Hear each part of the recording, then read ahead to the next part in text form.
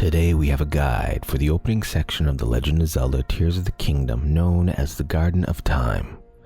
Once you make it through the intro and become separated from Princess Zelda, you find the decayed Master Sword on the ground nearby. Slash through the hanging vines and you are in a simple room with a closed door. Activate the sigil and the door opens. The next few rooms are just basic rooms designed to get you used to movement and explain how diving into water does not cause damage. After diving down 3 times, however, you are now in a larger room. Once you get out of the water, you will find a chest which contains the first clothes in the game. Grab those and proceed outside. This is where the intro truly begins. You must dive down to the islands far below, in which a cutscene plays as well as the title card. Take note of an island that you pass by during this cutscene, as well as the large temple-looking structure down below, as this is our final destination. Once you land down in the water, proceed through the archways and prepare for your first combat encounter. As you descend down the stairs, you will see a couple of tree branches laying on the ground in the area. Arm yourself with one of them. After that, you might notice some apples hanging from a tree. Once you head in that direction, you will alert some type of guardian sentinel. It's a pretty easy fight, but you still need to keep your guard up. Lock on with ZL and wait for an opening to strike. After you dispatch of him, make sure you pick up the Soldier Construct Horn and the Zonai Charge that he drops, as these are very important components involved in the game's crafting system. After that, you can either go into the alcove behind him to grab a stronger stick, or head in the other direction to meet a somewhat friendlier sentinel. Talking to him gives you this game's version of the Sheikah Slate, the Pura Pad, and he tells you about the Temple of Time and that you are now in the Garden of Time. Activate the nearby sigil and a bridge will form, allowing you to proceed. Once you go across the bridge, be sure to grab a couple apples and go into the little shrine area and grab a better stick. Next, go to the edge and dive down just like the game taught you at the very beginning. Swim to shore and navigate down the path ahead. You will be greeted by 3 soldier sentinels. If you wish to avoid this combat, you can do so simply by detouring around them without being noticed, but you will also be foregoing some Zonai materials. The goal here is to make it to the Temple of Time regardless. Once you make it to the foot of the stairs, you will be greeted by another sentinel. This one teaches you about cooking. Feel free to roast an apple or 2 before proceeding up the stairs. There is one more sentinel fight here, and this time he has a shield. Once he is defeated, approach the door. A cutscene will play and you will meet Rauru for the first time. He explains to you how you have his arm, but it's okay because it's yours now. He tells you that you must visit the shrines on the island and that there are 3 of them. Spoilers, he's lying. If you want, you can open up your Pura Pad and mark 2 of the shrines on it from here so that it is easier to navigate to them. Once you do this, proceed to the closest shrine. It's a short jaunt to get there as you simply swim across the dilapidated bridge and climb up to the shrine. Upon arriving at the Uko Shrine, you can also mark the 3rd shrine on your Pura Pad if you wish. Going into the shrine will cause Rauru to appear again. This time he gives you your first new ability, the Ultra Hand. This allows you to pick up objects around the world and move them freely. To progress beyond this shrine, you must utilize the Ultra Hand by lifting up the stone slab and using it to create a bridge across the gap. You can also attach items together with the Ultra Hand, which allows you to create an even longer bridge. Here I demonstrate that sometimes the intended method is not always the only method, however, as you are able to simply angle the stone slab and still are able to walk up it. Up here is a bonus chest. You can do the same thing here. Careful placement of the stone slabs will do the trick. Once you do that, we have to solve the next puzzle in this shrine. This one forces us to use the attaching abilities of the Ultra Hand. The environment gives us clues as to what we should do. A quick super glue job out of a piece of wood and a hook will allow us to latch onto the railing system and ride down. Once we do that, the first shrine is complete and we obtain our first Blessing of Light. Now we must navigate to the 2nd shrine. We can make a beeline to it, or we can do some side objectives along the way. If you head halfway down the shrine, you can attach the wood together to make a bridge across. Once you make it down here, we will find Rauru and a sentinel. This time they teach us about cutting trees and using wood. If you cut a tree, you get a wooden log. If you cut a wooden log, you get a bundle of wood, which then can be used to make fires. We can attach the wooden logs together here to make a long makeshift bridge that we can insert into the gap over the chasm. Once across the gap, you will find a strange floating platform. You can use the Ultra Hand to move it so you are able to bridge the gap to the nearby tiny island. On there is a chest with some amber and a few different materials. Once you head back to the other island and proceed down the path, you will then find another sentinel. This one is practicing their archery. Here is where you can acquire your first bow. Across the field, you can find Raru up on the ledge. Speaking to him here will cause him to reminisce about the good old days. Moving on from here, you will find another sentinel that teaches you about cooking once more. Only this time, he explains how you can combine ingredients if you have a pot and make even more elaborate meals that heal more hearts and also provide other effects. Beyond this sentinel is an optional combat area with 4 sentinels. There is a chest here that is locked until all 4 are defeated. One of them is perched on top of a tower, so watch out. Netting the chest will score you some sweet opal, however. You could either climb down to the next section after this, or you could proceed down the cliff line to find a korok in need. He wants to be reunited with his friend, but he has no energy to do so. Honestly, same. To help him out, you need to do the same thing you did in the shrine, except here you need to use logs instead of a flat sheet of wood. One more thing, make sure you actually attach the korok to the wood before going down with it, or else your little friend might go for a different kind of ride. Don't ask me how I know. Once you drop them off and collect your 2 korok seeds, you can then proceed down to the next area. This one is simple and straightforward, but there will be a soldier sentinel here trying to poop on your parade. Once he is defeated, all you need is to build a raft. You can either build one here, or maybe you brought the sail with you when you dropped off your korok friend. Either way, there is one thing of importance here. And that is when you put your raft into the water, you must make sure the sail is not attached to it already, lest the raft will sail away without you. Once you sail across, you can head right up to the next shrine. Here at Insa Shrine, Raru will appear once again, and this time he is teaching you about the fuse ability. Unlike the ability to attach things together with the Ultra Hand, the fuse ability takes a more combat-focused approach by allowing you to fuse items together with weapons and shields. You can even fuse weapons together with other weapons. Doing so will provide you with different abilities for different scenarios. Right here at the side of the temple, you must fuse this boulder with a weapon. Doing so gives you the ability to crush the stone pillars in front of you. The next room provides some more pillar crushing practice, with one of the pillars containing a chest filled with 5 arrows. The door up ahead is locked, so instead proceed into the other room off to the side. This room is filled with fire fruit plants as well as a bow and some arrows. Attaching the fire fruit to your bow will allow you to shoot fire arrows. You can shoot them up at the leaves on the wall to burn the chest down, which contains the key to the next room. Once you do that and we're in the next room, there is one more combat encounter waiting for us. This soldier sentinel is stronger than the other ones, and this one also has the ability to fuse items to their weapons as well. The leaves on the ground provide a clue as to how we can get some passive damage in quickly. Shooting a fire arrow at them will ignite the sentinel in flames. While it won't outright kill him, it will do a lot of the work for you.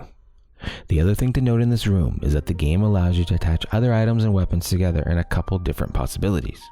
Once you're done mucking about here, smash the stone wall and head to the exit. Only one more shrine to go, right? Once outside the shrine, one of the steward constructs will approach you and tell you that he forgot to give you something. The energy cell is an important item that allows you to power Zonai devices, sorta like a type of battery pack. Take note that there are 8 slots on it, but only one appears to have a battery on it. Anyways, he then tells you to proceed down into the nearby cave to learn about all its possibilities. On your way there, you will have a couple of possible combat opportunities which will reward you with a Soldier Reaper weapon if you so desire. Entering the Pondside Cave will introduce us to a new item as well as a new gameplay mechanic, the Bright Bloom Seed. This is a seed that, when thrown, struck, or shot with an arrow, will illuminate the surrounding area. I recommend stocking up on as many of these as possible, as darkness is an important part of the game. Making your way through the cave, you will see a bubble frog, which gives you a bubble gem. Make sure to break all of the mining rocks to get more materials, and break open the wall to get the archaic tunic to match your kilt. Once outside, you run into Raru once again, and he explains to you even more about the plight of the stewards. Here you need to craft another raft, but this time you do not have a sail. Instead, you must use one of the fans scattered about and use your Zonite charge to power it. Turning a device on once it is installed is simple. All you need to do is smack it with a weapon and it will power up. Before you do this, however, be sure to head nearby and use the floating platforms to grab yourself some amber. This can be a little tricky to do right now, as I believe you are meant to return to this location later on when you have another ability, but it is possible to do so right now if you persevere. Crossing over to the other side of the water, you must begin to climb the hill. This is where you encounter another steward. This one teaches us about the dangers of the cold up ahead and tells us that if we cook a specific type of food that we can stay warm longer. The best food to use in these recipes are spicy peppers. As we make our way up the hills to the top of the peak, we can pick up a korok seed and a Zonite charge by breaking through this stone flooring with a rock-fused weapon. Once we near the top, we will find another optional combat encounter waiting for us. This one will score us an opal.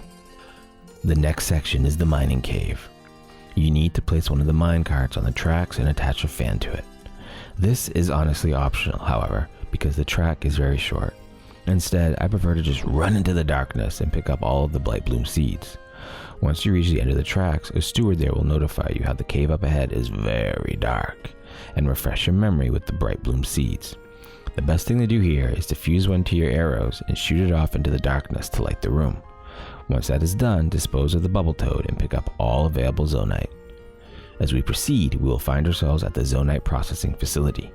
Here, the steward will teach us about how Zonite can be processed into either Zonite charges to power Zonite technology or crystallized charges to power up the maximum capacity of your energy cell. Here you can swap some Zonite for some already processed Zonite charges or crystallized charges, but be warned, the crystallized charges are expensive. It is in this cave that you learn about Zonite capsules. They are essentially Zonite technology pieces that are preserved in capsules so you can carry them in your inventory and use them at your leisure. Attach one to the minecart and launch yourself up the railing. At the top is Mr. Raru again, reminiscing about the days when his arm was his. Behind him, you will find some type of giant pod. This is known as a device dispenser. It is essentially a gacha machine that gives you Zonite capsules. You can either insert Zonite charges or construct horns from defeated sentinels. Doing so will give you one Zonite capsule for every item that you insert. Nearby on this island is a little korok that is too weak to get to his friend. It's okay, because we were probably going that way anyway. Craft together a minecart and attach him to it. Remember, actually attach him to it. We do not support korok abuse here on Chibali. Once you make it to the other side and return him to his friend, you receive another 2 korok seeds. After this, you can either reverse your cart and go back the way you came, or you can make your way up the hill and proceed to the island above. Before you do either, however, be sure to open the chest and grab the Zonite. Here I am showing how to get to the island above. There are a few ways to solve this puzzle. The way I am doing it is to attach together 4 minecarts so they are long enough to cross the gap without falling off. What are some other ways that you've experimented with? Once on the other side, we can grab a chest in one of the little altar alcoves and grab a portable pot Zonite device. Here we can simply jump down to the island we need to be on to progress. Now there are 2 paths for us to go down. We can either enter the cave, or we can proceed through this little cold bit to go to this floating circular platform that has some type of blocky sentinel looking thing on it. Something told me this was a boss, so I couldn't resist. If you can't either, grab the floating Zonite platform and bring it with you to the cold bit, to the edge of the platform. You can place it there to jump down to it. You might take some cold damage here, so if you want to avoid that, head to the cave really quick and cook up some spicy peppers. The more you cook, the longer your cold resistance lasts for. We don't need much cold resistance when going to the boss, so only cook 1 or 2. Once you do that, go move that platform and jump down to the circular one. Once you approach the sentinel and it spots you, it will activate. All the blocks morph and reconfigure themselves into an epic looking construct. The boss is called Flux Construct 1. I can only imagine what that 1 means. It has a very obvious weak spot in the form of a glowing stone block. Smash it with your hardest hitting weapon. This will break all the blocks apart. Once you do that, wail on the block some more. After a few hits, all of the blocks will form together once again into one giant cube that will flip around the arena trying to crush you. The weak spot is still obvious here though, as that block is still glowing. Try your best to time your positioning and attacks to hit it.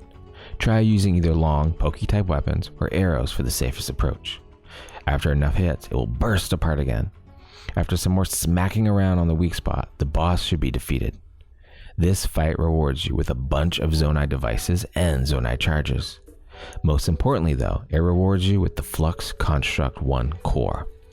I am not sure of all the possibilities with this thing just yet, but I fused it to a weapon, and it was my best weapon for the remainder of the Garden of Time section of the game.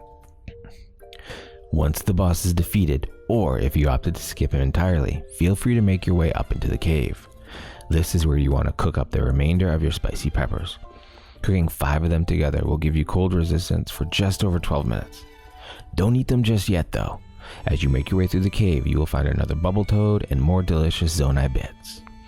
Once at the top, it is time to eat up your delicious spicy pepper dishes. The pressure is on in this area due to the harsh nature of the cold. You can be tempted to simply make a beeline to the next shrine, but there are some extra things to be had here as well. Immediately leaving the cave and turning to the left, you will find some Zonai stones which you can rearrange to put back together to earn yourself a korok seed. Afterwards, head back to the cave that you exited from and instead climb to the top of the outside of it. Up there is a giant dandelion looking plant. Interact with it and it will begin to blow away. Interact with it again just before it hits the ground to earn yourself yet another korok seed. After that, meet with Rauru again so he can apologize for his soldier and captain constructs always being so mean. You can engage in more combat here or just bypass it all and enter the caves. Here in the bottomless cave, we learn about bomb flowers as well as like-likes. Yup, like-likes are in the game. Immediately you are greeted by another bubble toad and some bomb flowers.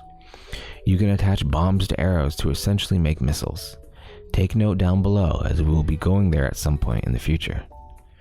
As you make your way forward, there is a chest with some amber. And then as you make your way up, you will be greeted by your first like-like. Its weak spot is inside its mouth. A couple ways to get it to show you its weak spot are to either shoot it with a bomb arrow or get very close, but not too close. Here I shoot it with a bomb arrow, essentially stunning it momentarily so I can go in for the kill on this little parasitic guy. Grab the loot, including a like-like stone, and be on our way. Once we get to the top of the cave, there is another like-like, this one guarding a chest. They should not be of any trouble to us anymore. This time he drops a chest in addition to the chest he is guarding. In this chest is a flame emitter, a special type of Zonai device. In this cave, we also find a flame emitter shield, showing us one possibility for the flame emitter Zonai device. Outside, we are greeted by the deep cold once again, and see some areas where we will go eventually, but for now we will make our way up yonder. Over here, we are close to the next shrine. There is also a platform over here that we cannot climb up. We are better off saving this platform for later due to the pressing nature of the cold. But there is a chest in the snow that has some amber in it we can grab quickly if you so desire. For now, let's focus on getting to that shrine.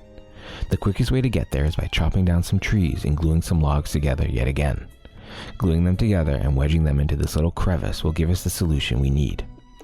Once you get up there, head straight into the Gutenbach shrine, as I am sure you are getting low on cold resistance at this point. Here, Rauru will appear once again and give us a new ability he should have given us from the start. This time we learn the Ascend ability, which allows us to rise up through the floor of almost any ceiling above us. This is a simple but cool ability which speeds up traversal tenfold in Tears of the Kingdom. On the next level, there is a chest with a stone axe in it on a separate ledge that you can ascend through before traversing to the top. Once you're at the top, you will be met with a soldier sentinel. Once you dispose of him, you have a simple puzzle whereby a platform that you need to ascend through is being suspended by rope. Cut the rope so the platform will drop, allowing you to ascend. But before you do so, head to the right and break through the wooden crates. This will allow you to ascend to the floor above to earn yourself a construct bow in the chest there. Back on course, we must ascend through a moving platform above us. Activate the ascend ability and wait for the prompt. Do that and you are done. Rauru awaits you outside in the frigid cold and tells you to meet him at the Temple of Time. Now there is a ledge that we can ascend through right outside the shrine to proceed. In there we will find some pants that allow us to survive in this cold without spicy peppers. If you want to return to the other platform next to the chest in the snow, feel free to do so. The way to get up there is by using the newfound ascend ability. Dispose of the sentinels there to earn yourself an opal. Once you are ready to proceed beyond where you got the archaic warm greaves, you will find yourself at a launch pad of sorts, complete with a Zonai dispenser. Speak to Raru there to hear him whine some more about the good old days like some boomer. Then, if you need to, use the gacha dispenser to get yourself a fan device for the glider at the launch pad. There is also a floating Zonai platform there which takes you to a tiny island that has a chest with some wing devices in it, as well as some Zonai chargers lying about some sentinel corpses. There are a few more items to be had in the snowy part of the map. I recommend waiting until you have the hang glider to come back here, but if you want to get them now, you need to head down to the bottom section below the bottomless cave. Once down there, you can follow the path all the way to the left to find another Zonai puzzle piece, granting you another korok seed. Across from the frigid river are a couple of chests. To get to the other side, you will have to either build a raft, cross from up above, or glide across if you return with the hang glider. Once you are across, heading to the right will bring you to a combat encounter that bears a chest with only 5 arrows in it. If you head to the left, however, you will see 3 sentinels up on the ledge. You cannot climb this ledge due to it being frozen, and you cannot build logs up to it while they are there, as they attack you with frozen ranged attacks. The only solution is to use ranged attacks against them as well. Hide behind the stone pillars and pick them off with arrows when there is an opening. Once they are gone, you are free to build the trusty log ladder and make your way up there. Inside the chest, you will find 3 fan Zonai devices. If you decide to skip that for now and just want to get to the Temple of Time, attach a fan device to the glider and place it on the launch strip. It will immediately begin to slide down, so make sure you get on it fast. You can either fly down into the water by the Temple of Time, or you can fly over to the nearby island over here. Doing so will allow you to climb a tree and score a couple of bird eggs. You can also share another moment with Raru before diving down into the water by the Temple of Time. Once in the water, you will see a broken pillar holding up the temple. This looks like a perfect place to ascend up to the Temple of Time without having to take the stairs. And it is. In addition to that, it is also the location of a korok seed. Now you can enter the Temple of Time. Inside, you will find a tear stone that will transform into Zelda. Then a cutscene will play out in which you learn the recall ability. This allows you to reverse time for a certain period. To proceed, you must use the recall ability on the spinning water wheel looking architecture in the room. This will allow you to find a goddess statue as well as a giant door. Link is unable to open the door because he does not currently have enough hearts. Raru appears once again and tells Link that there is actually another shrine. Go figure. And that he can warp to any discovered shrine. He tells you to warp back to the beginning of the game, where we first touched our hand to the sigil. Over there is another water wheel type of architecture thing going on. Use recall on it and it will allow you to access the last shrine that we need. In the next room is the Nachoya Shrine. This shrine teaches us further the ability of the recall feature. We must use it on the raft to reverse it. We must use it again on the raft to ascend to the waterfall after that. Once up there, we can see another water wheel that, when reversed, will provide us with a chest that contains 10 arrows in it. Next, there is one last puzzle to be solved in this shrine. We have a locked door and 2 clock hands moving in opposite directions. Whenever the clock hands overlap each other, the door begins to open, but only for a brief moment. The solution is to use the recall ability on one of the clock arms the very moment they match up with each other. This will cause them both to stay synced up and the door will remain open. Completing this shrine will reward us with the last light blessing we need to bring to the goddess statue in the Temple of Time so we can upgrade our health and open the door at last. We are nearing the end of the Garden of Time, but there are a few more optional items to be had before we leave. Outside of this cave is another launching pad with gliders. You do not need to place fans on them if you don't want to. If you wish to grab the optional items, then you want to glide down to one of the islands below. There is one almost directly below the island with the launch pad that has a ring of plants in the water. Diving directly into the ring, either from the glider or from simply jumping off of a rock on the island, will net you another korok seed. There is also another island down below the one with the ring of plants in the water that just gave us the korok seed. This one has a chest in the water which provides us with a large Zonai charge, which protects a Zonai energy cell from losing power temporarily. Once you are ready to finish off the Garden of Time and descend to Hyrule below, feel free to head back to the Temple of Time and interact with the goddess statue. Doing so will allow you to upgrade your health and give you 4 hearts. Afterwards, you can finally open that door. Then, there are only a couple of ledgers you must use the ascend ability on to get to the end. Once there, another cutscene will occur in which Zelda will reach through time and steal the decayed Master Sword from you. And that's it. Now you are free to dive down into Hyrule below and just explore at your heart's content. I hope you enjoyed this video. If I missed anything, please let me know down in the comments below. Otherwise, super profundo on the early eve of your day, and have fun exploring Hyrule.